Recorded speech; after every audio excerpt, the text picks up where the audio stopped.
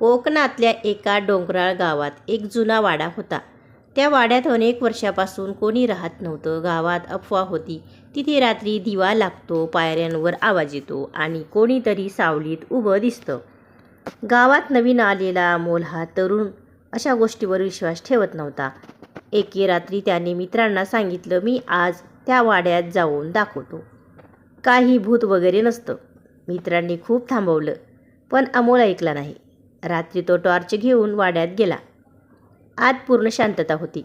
धूळ, कोळी जाळी आणि एक विचित्र थंडावा. अचानक वरच्या मजल्यावरून पावलांचा आवाज आला. धडधडत्या हृदयाने तो वर गेला. एका खोलीत मंद दिवा लावलेला होता आणि खिडकीजवळ एक म्हातारी बाई बसलेली दिसली. अमोल घाबरला. तो थरथरत म्हणाला, कोण आहात तुम्ही? बाई हळू आवाजात म्हणाली, मी इथेच राहते. माझी माणसं मला सोडून गेली. अमोल थोडा शांत झाला. त्याने विचारलं, तुम्ही इथे एकट्या का? बाई म्हणाली, मुलं शहरात गेली. सुरुवातीला फोन करायची, मग बंद झाली. शेवटी मी आजारी पडले आणि इथेच राहून गेले. अचानक वाऱ्याचा जोर आला. दिवा विझला. अमोलने टॉर्च लावली. खोली रिकामी होती.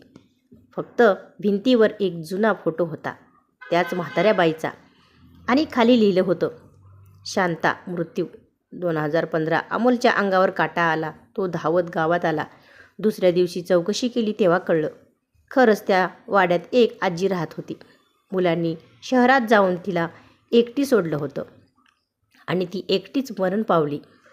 त्या दिवसानंतर अमोल रोज आपल्या आई वडिलांना फोन करू लागला.